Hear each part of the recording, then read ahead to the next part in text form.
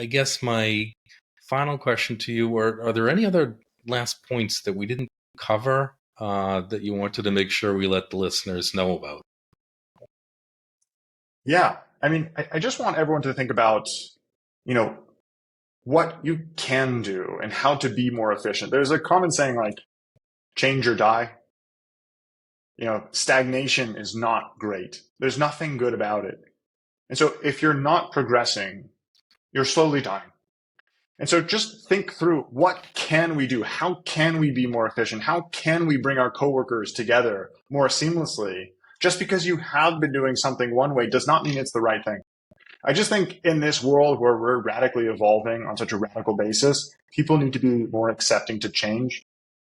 And even though everyone knows change in this category is good, change is equally as hard. So it's just, I would say it's a great thing to be open-minded to the new technology and to embrace that change is good.